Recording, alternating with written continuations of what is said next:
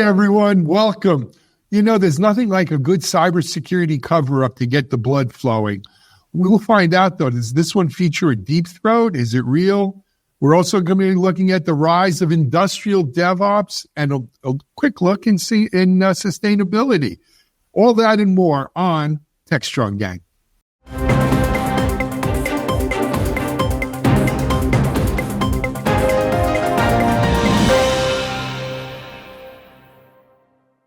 Happy Thursday, everyone. It's Alan Schimmel here for Techstrong, gang.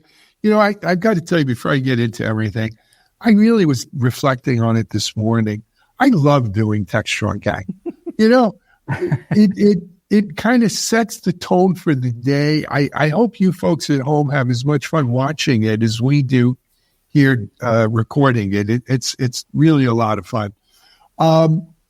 Anyway, as I mentioned in the opening, we've got a juicy cybersecurity cover-up to discuss, the rise of industrial DevOps and product circularity in the age of sustainability, featuring a video and some work that our own Bonnie Schneider's done. But before we jump into that, let me introduce you to who we have on board with the gang today. As usual, I'll start with our remote workers, and we're going to go, shifting left from west to east. We'll start with our editor, John Swartz, who's out there in the Valley. Hey, John, welcome. Hi, it's good to be here again. Nice to have you on with us. All well with you, John? Yeah, everything's great. It's a beautiful Thursday morning. Absolutely. Excellent. So moving, as I said, west to east, stopping off next in the Rocky Mountains, it's Mitch Ashley, our CTO and Futurum CTA. Hey, Mitch, everything well? Welcome. You know, it's I love the smell of a good cybersecurity theory hack in the morning. So yes, a little napalm. There's always a cover up. It smells like napalm. It smells like victory. Apocalypse forever, right? Okay. Excellent. And then moving here to our Techstrong headquarters and studio. Let me introduce our in-person gang members. To my immediate left is our Echo Insights Sustainability Editor and Analyst, Bonnie Schneider. Hey, Bonnie, welcome. Thanks, Alan. Good to be here. Thank you. And to Bonnie's left, to my far left, back home in Boca.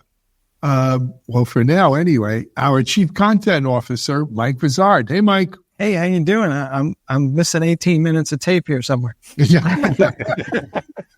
Wow, Rosemary Woods. Was it Rosemary Woods? So, Mike, I'm going to turn it around. All the three people out there know that reference. There you go. But showing your age again. I don't think it was 18 minutes. Wasn't it just 18 and a half minutes or something? It was 18 and a half. Yeah. John shows his age a little too there. Oh, yeah. Always. The plumbers are at work. But, Plumbers. Is it really a cover-up? I don't know. So let me just quickly say, this wasn't a Security Boulevard article, so I'm not swearing on I'm not putting my name on the line here. Right. But what do we got, Mike? So the details are as follows, and they are murky. So a couple of weeks ago, we were talking about Brad Smith from Microsoft and his testimony in front of Congress about a breach that happened involving a flaw in Microsoft software that was allegedly found by Chinese hackers. That same flaw apparently is related to the infamous SolarWinds attack back in the day. And way back in 2021, President Biden created the Cyber Safety Review Board, and its first mission was to generate a report on the SolarWinds attack and what that meant for the public. A funny thing happened on the way to delivery of the report. They didn't write the report. And what they instead wound up doing is investigating Log4j shell and a few other things that happened along the way, and never did this report. And as such, people are saying, because this board never actually did the actual work, we never discovered the original Microsoft flaw that the Chinese were using, as well as apparently the Russians or whoever else was using this. And so it's a question of, did somebody kind of abandon their task and job because that's what they were specifically ordered to do? At the same time, to be fair, well, it turns out that this committee that's set up, well, it doesn't have a full-time staff, doesn't have any budget, doesn't have any subpoena power either. So it might be understandable why, given those resource constraints, they decided to go do something else, because they're saying that the industry did all this SolarWinds reporting and that was quote unquote good enough. And there was an investigation by the GAO who said, yeah, I guess, you mentioned SolarWinds in this Log4j report, so that counted. But now there's this article over here in ProPublica where it details all the machinations that went on. But there are folks who are questioning if they had stayed on their original mission and plan, would have found this flaw involving Microsoft much sooner, and we wouldn't have this current crisis that we're at. So it's a continuing story. So I'll start with you, but what's your take on this misadventure? Yeah, I'm here from the government. I'm here to help. I'm from the government and I'm here to help. This is what happens when you think the government's going to try to ride roughshod over, technology and cybersecurity. And especially, you set up a board with no budget, no authority, no responsibility, and then bitch and moan after the fact. That to me is just ridiculous. But the bigger issue for me is I don't think their lack of covering SolarWinds is what led to this Microsoft thing being so widespread, right? I don't think that's the connection, frankly. I don't think the timelines add up. I don't think the actual, what we know about the Microsoft vulnerability and what we know about the SolarWinds vulnerability, it just doesn't add up to that. Did they not do their job as their job or their volunteer position was set out to be? Yes. Mm-hmm. So disband it. But let's not blame the Microsoft situation on them. There's one added detail to that where apparently a Microsoft employee discovered this vulnerability a long time ago and alerted the company, and that was at the root of the Brad Smith testimony, where basically they ignored that because for whatever procedures that Microsoft had set up, the execs at the company basically weren't paying attention to the security alerts coming from their own people. Mitch, if we abandon this board, what should be the role of the government in doing this? And, to Alan's point, one of the ironies of this thing is, Congress is pulling people up in front of it to give them a hard time in the case of Microsoft about their security issues, deservedly so. But they're not actually funding anything to go investigate these issues either. So, they're kind of talking on both ends of their mouth, maybe? Well, first, remind me who in Congress came from the security industry, from cyber. Anybody? Cap 3. Is it also true that the vice chair of this committee is a top security executive at Google too? Yeah, the volunteer. Yeah, the board is made up of some folks from industry too, and that adds another level of complexity. I don't think we want to have a congressional committee to hold every cyber attack, significant one or not. Every vendor accountable for what happened in that cyber attack. I mean, the vulnerability was known. The issue here is the vulnerability was known, right? The attackers exploited it to get into the build process of creating software. They did a good job of hiding themselves. So if they took up too much CPU or too much resource, they kind of back things down and stayed hidden for a while. And most people think of this as a supply chain attack as how the malware got distributed through updates in the Orion software from SolarWinds. But the real story is how they got into the build process, into the kind of platform that the framework that's built on building the software, because that's sort of where the crown jewels are, if you will. I don't give a lot of service to, let's bash another congressional committee that didn't do their job. How many do we have that if maybe a few have and most haven't? I'm not really worried about that. If you task Brian Krebs to lead something, someone from our industry, then great. That would be fantastic. I think things would get done and there'd be a good voice for it. Ultimately, what it ended up was kind of throwing Microsoft under the table anyway, or at least calling them on the carpet about their culture of security and security issues. And I think that's the thing we needed to have happen. So don't look a gift result in the mouth, right? Just take what you get and move on. I'd rather focus on, to your original question, Mike. I've written about this and a little bit on LinkedIn. I think we are in a cyber war 3, World War Cyber War already. It's already happening, and we're living it. And it's just the next thing away as soon as our power grid goes down and isn't recoverable for some period of time.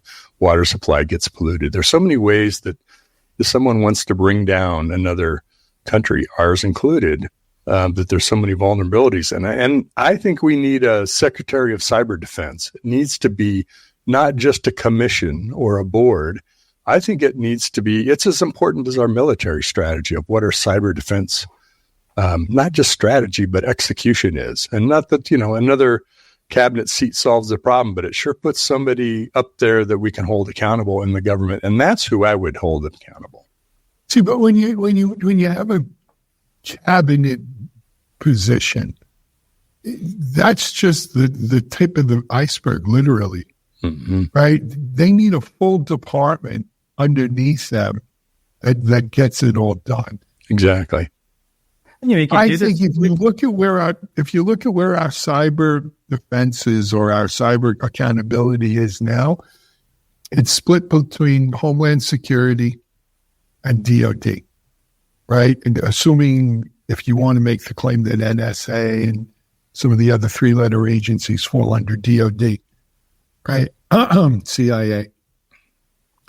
That, what you need to do is maybe pull parts from DoD, pull parts from Homeland Security, and make a Department of Cybersecurity, and then you could have a Secretary of Cybersecurity. But you know what, Mitch? Hello, boomer. That sounds real 60s to me. And, we're going to have the Health Human Services, and I don't know if we need to create a cabinet-level secretary and a full department underneath it, it solves the issue here. I think the issue here is much more, we need a great partnership between industry, technology companies, and the government, as well as our critical infrastructure kind of stuff that works in partnership to make sure this stuff happens right. Well, and that's Alan, the issue. Yeah, Alan, you mentioned this partnership between government and industry, and in a sense, there have been attempts to do that. I think Schumer was trying to do that with AI, which would entail some type of security, and that's kind of going nowhere. Lack of funding, among other things, staffing. What's interesting to me, though, Mitch is bringing this up, and it always goes back to this digital Pearl Harbor scare tactics we've heard, and there is an element of reality to it. That what made SolarWinds attractive as a target, right, was that it served the government and thousands of American companies, and it makes me wonder about what just happened with OpenAI, where we didn't know about a breach. They claim it was minor only after the New York Times reported on something that happened more than a year ago. They also seem to be a target rich because of the data and who they work with. It just makes me think about what's going on here. Absent the cyber equivalent of the National Transportation Safety Boards, we're going to have more of these incidents, and maybe they're going to involve AI companies beyond something like a SolarWinds, which could go even further. So that's my concern. And I'm not going to bash the government, but I mean, they're trying, but it just doesn't seem to be gaining any traction. So maybe we do need some sort of czar. Sorry, Bonnie. Oh, no, I was just going to say, I think it depends on where the eyes are, and where the focus is of the moment. And then it kind of grows and feeds on itself. One of the things that I see coming into it is all of these damaging events that we're seeing from extreme weather, just exposing how vulnerable infrastructure is. Just the other day, we had the 3rd Avenue Bridge in Manhattan not be able to work anymore because it was under heat duress. So the infrastructure is raging all around us, and that's only setting up the stage even more in a vulnerable way for cyber attacks. So I think there'll be a combination of things that will bring this to the forefront. And I also think that sometimes when something like this happens, especially if the government is involved and there's some, they miss something, and there's a level of embarrassment there. Somebody has to get blamed for it. I think you're on to the core issue there. It's the transparency. So let me get this straight. we found the time to go after Log4j, which, everybody and his brother was looking for and hadn't been actually shown to maybe be in a major breach yet. But we ignored the SolarWinds incident, which involved lots of government agencies getting hacked, and maybe those agencies didn't do the right thing and their software supply chains were not properly secure. And maybe it was just convenient not to go look at that end of it because, we didn't have quote unquote enough resources, even though that was our charter. Something doesn't smell right. Mm-hmm. I agree. Well, by the way, I'm going to be under heat duress this afternoon, Alan. So okay. But anyway, that's no. To your question. So it wasn't that SolarWinds, it wasn't that the government wasn't doing its job. The customers of SolarWinds, let's say, doing that. This is malware getting into code that SolarWinds unknowingly was distributing. And this is the shared trust model, right? We trust that the people that we work with are applying security measures and don't get hacked. But when they do, if it's more than just stealing secrets, like in the case of OpenAI, which is what got stolen last year, in this case, it's just a vehicle for distributing malware because you use our product. And that's what was so damaging about this. Again, the underlying part of this is that was a distribution network, and it was a sort of perfect example of a company if you can get in their supply chain, their distribution chain to customers, you can really do something pervasive. It goes back to if you could also get sort of the head of the river where this whole starts back in the DevOps and the software development process. Now you've got access. And I think that's what we missed talking about SolarWinds. This is that everybody talked about SolarWinds a lot, but they talked about the distribution supply chain issue. They didn't talk about the problem in the workflow in the tool chain where the attack actually got in and sat there and injected this malware. The scary thing to me always with these incidents is that the companies will tell you what they know, but often they don't know everything, right? With OpenAI, again, I'll bring them up. They keep downplaying, it's just a community message board. That's what they know of. And that's what bothers me is that it goes far beyond that. No, but they know a lot more than that. Yeah. Be my guest, Jeff. I know. Knowing how those things go. This excuse of we're not going to publicly disclose it because it doesn't involve our customers or our partners. I just never buy that. That involves secrets is pretty substantial. I've been in the cyber industry for damn near 30 years. And there's always been a very strong feeling in the cyber industry that if we police ourselves, we could keep the government out of our business. And in the case of SolarWinds, I will say from what I've seen, there was postmortems ad infinitum here, right? Mm-hmm. The last thing I think we needed was yet some cyber safety board that's going to give me one more rehash of how this malware was injected into the SolarWinds code base, and then what flowed from there to Microsoft and any. And you know where I am politically, but I'd much rather have the industry policing itself than try to make the government the sheriff here. If you want to go that route, then the industry needs to do a better damn job than they have been doing. And it's uneven. And some independent body, needs to certify whatever the heck it is we're saying that actually happened, because otherwise we're kind of asking the so-called fox to guard the hen house here. And not everybody's going to come clean unless they have to testify in some way that is sworn. Otherwise, there'll be a lot of sins of omission at the very least.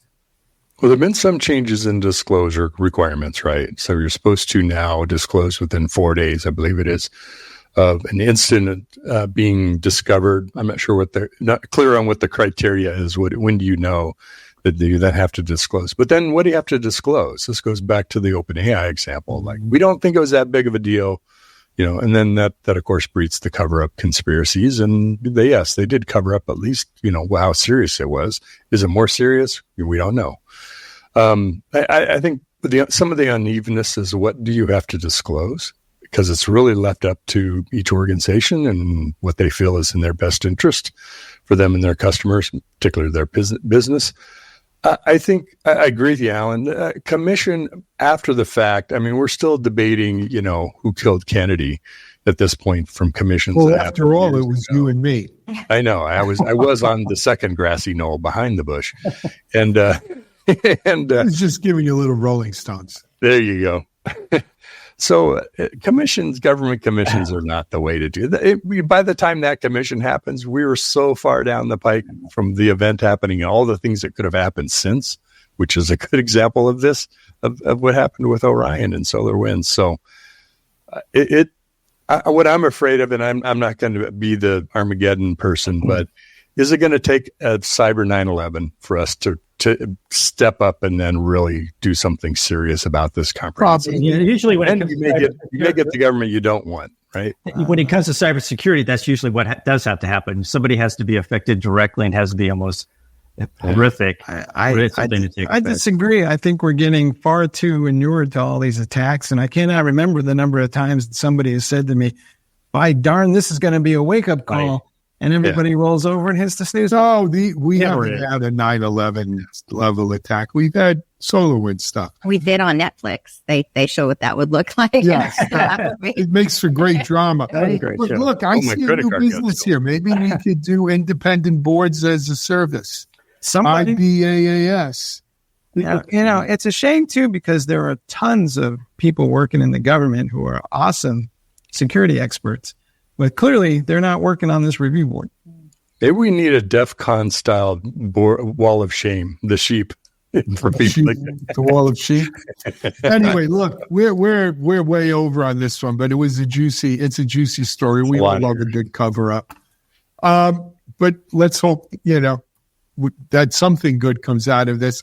Let's take a break here on the gang, though. We're going to come back and let's talk about a subject I haven't spoken about in a while, industrial DevOps.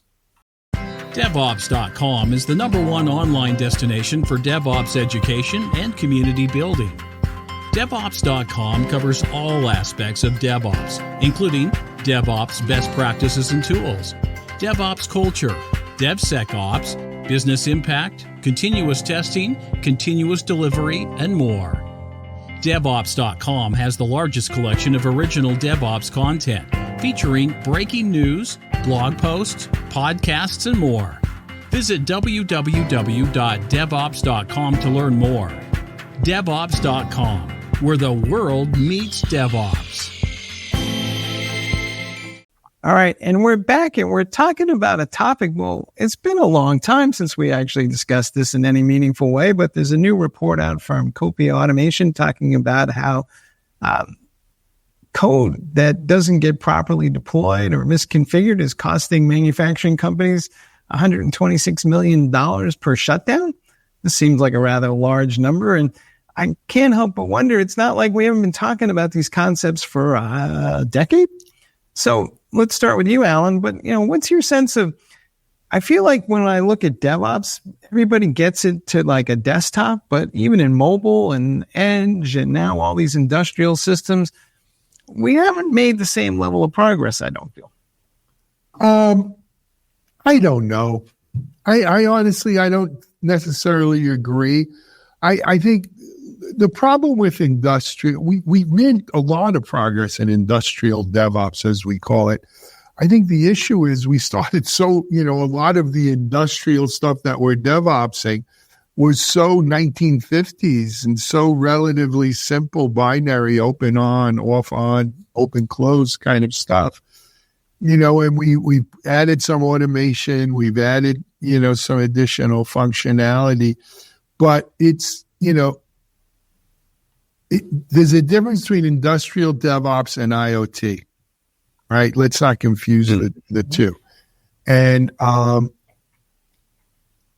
there's only so much you can do with some of these industrial systems, I believe, is the answer. So it's ironic. DevOps, the whipping boy here. It's ironic because where did DevOps come from? Toyota manufacturing and a lot of the lean principles and all of so much quality, so much of what we do in DevOps came from that industry. I think part of one of the points you're making, Alan, is that it's different if you set up a new factory and you're using the latest equipment and secure supply chains and all that kind of stuff. But there's an awful lot if you travel, to different manufacturing places. I mean, I've seen, computers that are the PKI warehouse sitting under some manager's desk in a factory. It is not the most modern conditions. There is an equity across all of this. So I remember when early in my career, I worked for EDS, and a friend of mine was the DBA on some GM systems, and it was a serious matter. If the database or the system was down for an hour, they started calling the next shift not to come in, right? And it cost them, then it was like $1 million an hour or something like that. It's big money when the line goes down. So I think the point of this article was saying, yeah, it's industrial DevOps, but we also have security issues being introduced in the software that we're releasing, and that's a lot of what's causing this problem. Back to security. LucidWorks came out with a study. I'm sorry, Mike. There's another study that came out Wednesday from LucidWorks. They talked to 2,500 AI decision makers, and they found that manufacturers' enthusiasm for AI and spending dropped significantly. And one of the main reasons was security as well as accuracy concerns. And so just to kind of double up what you said, there's this embrace of a new technology because they feel they have to do it. Then the repercussions and the consequences have reared back or made them think twice about making this investment in security as the main reason. I'm scratching my head because are business leaders thinking that this is just a cost of doing business, or how many shutdowns at 125 million a throw do I have to have before I kind of wake up and go, maybe I should replace those systems because it's actually cheaper to replace those systems than it is to suffer the shutdowns. Well, one time is an issue. Systemic is much bigger problem, right? When you recognize it's something we've got to do something about, let's get to the root cause of it. I can't speak because, I'm not in those discussions and those executive suites in manufacturing. But if it really costs money on the bottom line and it's significant, people will push back and say, we got to do something different. But maybe that's towards John's point is like, we have to be careful what we do. Let's not go ahead, rush into AI or, what do we do about data privacy and security concerns? So it's hard for me to say because I'm not having those discussions, at least not today. Yeah, I actually have thought about that AI issue because there's an old joke about AI. It's one thing to be wrong. It's another thing to be wrong at scale. So imagine a manufacturing line that just goes haywire because there's, an AI model that suddenly says, we need, half a million gallons of yogurt, Well, yogurt's on sale tomorrow. But that, that I don't know if that's a bit of an oxymoron, an old joke about AI. That just stuck me there. But look, the rise of industrial DevOps. So industrial DevOps has been a topic that's been kicking around since we started DevOps.com. Someone did a survey on it. We shined a spotlight on it, and all what's old is new. I don't know. I think I've given it everything I got on this one. Well, what is it about best practices for DevOps that makes it so uneven? Because there are none. No, seriously, look, when we first launched the DevOps Institute, we were very careful not to use the term best practices. We used the term emerging practices.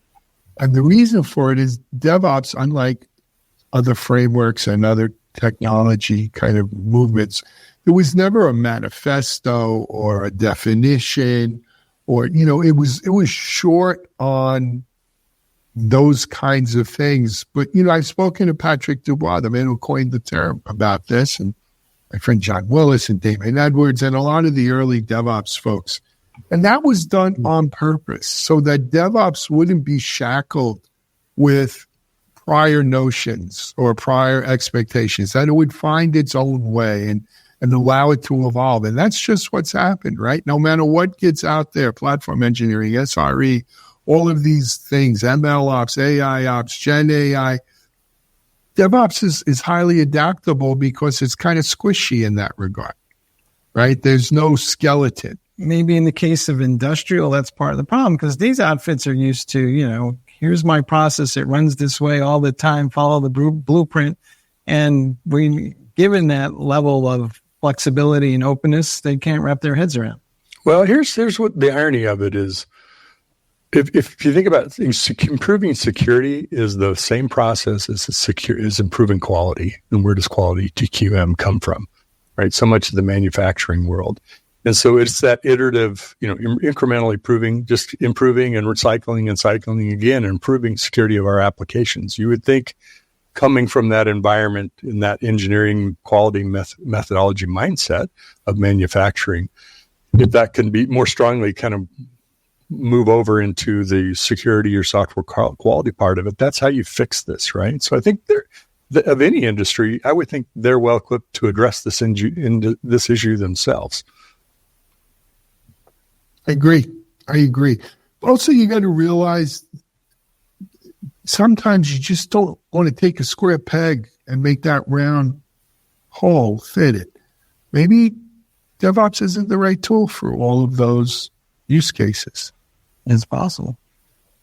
On that note, let's take a break. We're going to be back with our third segment today, which is product circularity in the age of sustainability. You're watching Techstrong, gang. Cloud Native Now is the web's leading resource for the growing cloud native ecosystem. CloudNativeNow.com is your destination for news, thought leadership, features, and webinars on cloud native architecture, Kubernetes, serverless, cloud native application development, microservices, service mesh, cloud native security, and more. Stay on the cutting edge of modern application development at Cloud Native Now. Hey, we're back here on Techstrong, gang. So for our next segment, we want to feature a recent Echo Insights that our own Bonnie Schneider did here on product circularity in the age of sustainability. Bonnie, set it up for us. Oh, thanks, Alan. It's interesting. HP has really been a leader in terms of hardware and sustainability, and one of their newer iterations is called HP Renew Solutions.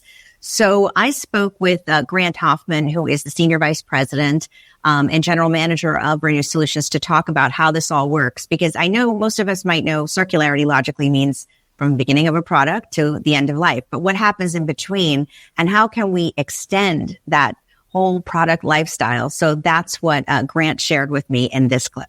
So if you're an HP customer and you have units that you would like to move along, maybe you got some sitting in your closet, or you just have some old devices, you can absolutely send us a list. We'll send you the value for those devices, and then you send them back, and then we take care of those devices. We have a very exciting program called the HP Certified Refurbished Licensing Program. So these are folks that do their own refurbishment. It's a very large industry today.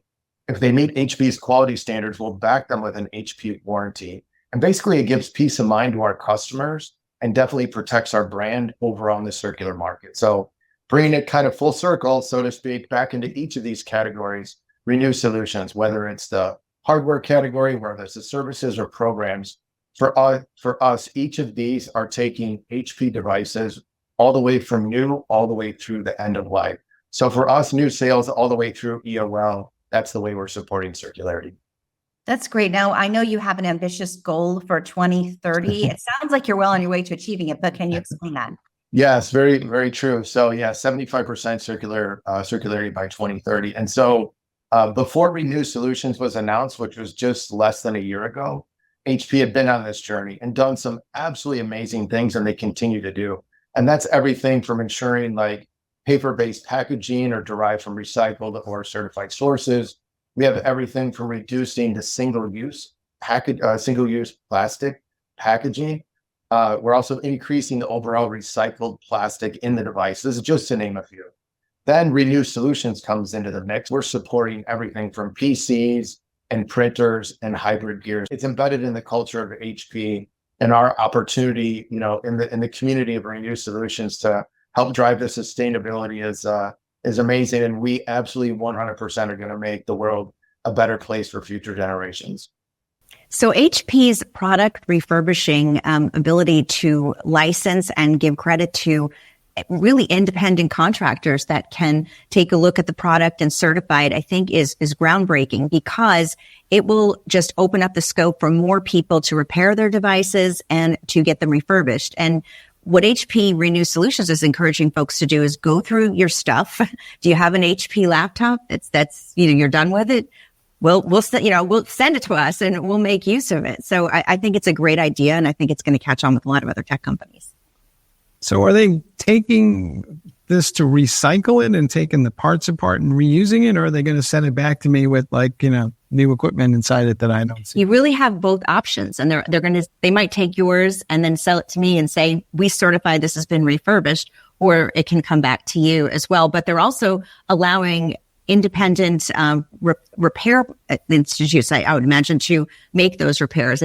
Everyone is working in sync to give this laptop the longest length of life that they can. And they're also doing it globally, which is really interesting, recycling all the material and allowing people maybe that wouldn't have access to the latest models. Maybe they can use the refurbished one. So it's a global effort with HP.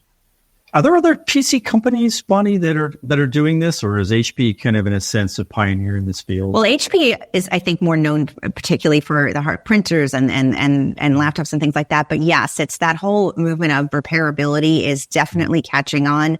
We're seeing Google backing legislation in Oregon that's for the right to repair, for people to be able to do that.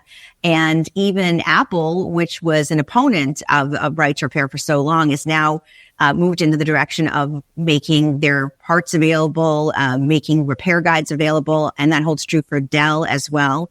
And Microsoft, of course, a leader in that space. So it's really allowing people to get maximum life out of their computer, because in the end, it reduces electronic waste. So it's good for the consumer, but also good for the planet. So I have a bias. And my bias is kind of like somebody's bias about used cars versus new cars. And when I get a new laptop, I always think about it in terms of, well, this thing is going to need to be able to run software for the next 2 to 3 years. So I'm always like, get the most amount of machine I can get for the dollars I have, on the assumption that I'm going to own it for 2 to 3 years. And so I will shy away from older equipment, because I'm going to assume that isn't going to be able to run the next wave of software coming out, because, well, developers, they just keep running exponential amounts of code regardless of whether it could be more efficient or not. And so is this a cultural issue or that we have at play here, not just a technical issue? I think also it depends on who the customer is. Someone like you, Mike, you're going to be ahead of the game when it comes to tech, but there's possibly some consumers that are they're fine with it. If it's a refurbished model, and maybe they're going to keep it for a year or two and it'll go on to the next person. So I fall into that category. So I have 2 PCs. I have a new one. Thank you, Alan. From Dell. And then I have an older one, which is ancient from HP, that still has some sort of value. And so this is something I would consider, because I don't want to pay for a second laptop, but I don't want to discard this. So in a sense, I'm just thinking about what the financial investment on my part is going to be. So look, first of all, you see this in other electronics, right? If you go on Amazon and look at any of their Echo devices, or, any of the Amazon, they sell refurb for not enough of a discount versus new, in my opinion, but they sell a lot of refurbed equipment. Part of it is the American culture and Mike, you stood up right there and stepped in it. I want the newest, bestest, fastest. I'm a victim of marketing. You are. You've been marketed too. But how many of your friends out there you talk to and they say, I have a problem with my phone. Oh, let me see your phone if I can fix it for you. Oh, you're running an iPhone 8. That's great. Did you get this out of a museum, or you want to donate it to a museum? I've got an iPhone 15 here. I don't quite remember what the 8 did. But a lot of people in this world don't require the iPhone 15. The iPhone 8 or 9 works just fine for them, as long as I can replace the battery. And that's what this is about. These tech vendors, and Apple's really guilty of this, they used to make it really hard to replace the battery. Yeah. It was you're better off throwing out the phone, and your cell carrier would give you a new one if you signed for a 2-year contract, and the heck with it. And then What I always felt, or what I always thought would happen, is that Apple then takes that iPhone 8, puts a new battery on it, and sells it in Malaysia or somewhere, where there's a real market for that. You see it with automobiles, right? In Singapore, you're only allowed a certain amount of automobiles the government allows on the island. And all automobiles must be 7 years or newer. Once it's 7 years older, you must get rid of that car.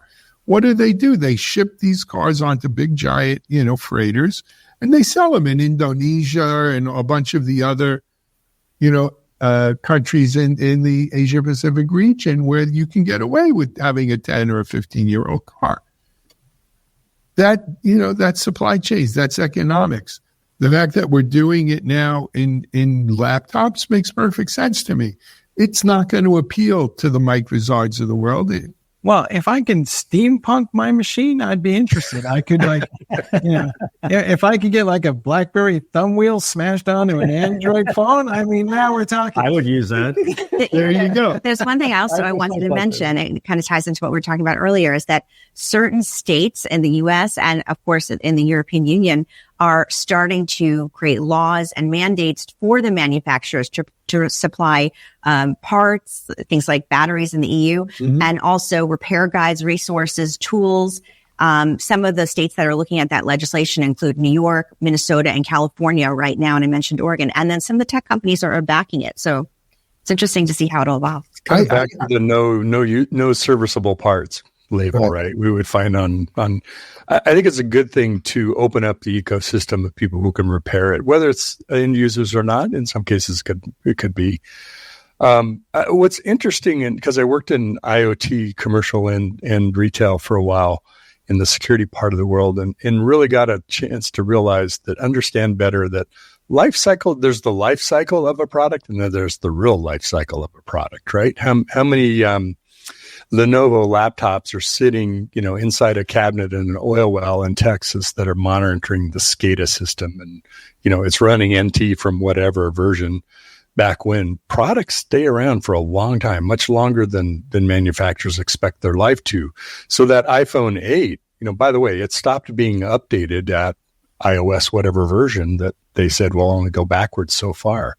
So you kind of have these tiers of, yes, there's the published life cycle, end of life, when this is going to be going away. And then there's sort of the aftermarket end of life of how long it really lives, and is it serviceable at that point, or it just frankly is replaceable, or it lives until it dies. And then you've got to replace it. Wait till the thing falls over and it dies. Now, Alan and Mike and I don't live in that world. We live. I was just going to say, Mitch, physician, heal thyself. Yeah, I will be the hypocrite, the biggest hypocrite of that. Yeah, absolutely. I mean, Mike, so. And I'll stand up and say, hello, my name is Alan, and I'm a new tech freak too.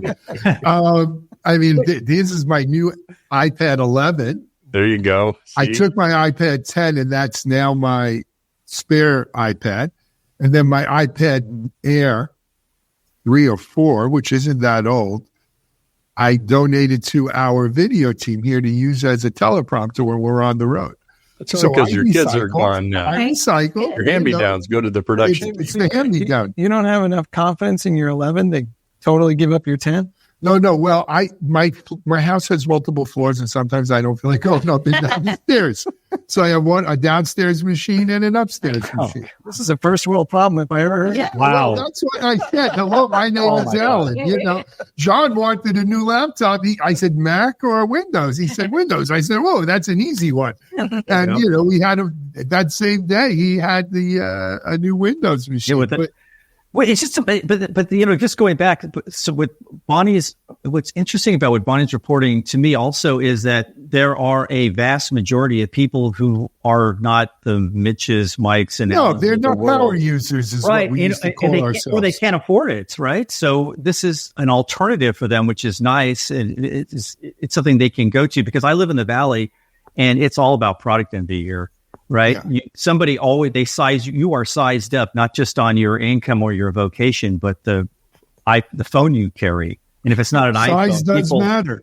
Oh God, yes. Especially with the iPhone. This is why you guys are driving Teslas out there, right? Exactly. Yeah, exactly. I mean, it's lunacy. I mean, it has to be the latest and the greatest. And if not, you're somehow diminished as a human being. You know what? Oh my God. That is pretty shallow, but again, guilty. Hey, we're gonna wrap up today's Techstrong gang. Just as a reminder, as always, we have a full lineup of Techstrong TV following this, so please go check that out. Stay with us. There's a lot of great content on there. There's some great interviews and segments from some of the virtual events we've been doing. We'll be back tomorrow with another great Techstrong gang. I'm out though. I'm on vacation for the next week, guys. But there's enough people in this gang to carry on without me. And we'll have more good stuff with you tomorrow. So for now, this is on behalf of Mike and Bonnie and Mitchell and John. It's like I'm singing a folk song there. This is Alan Schimmel. We're out for Techstrong Gang.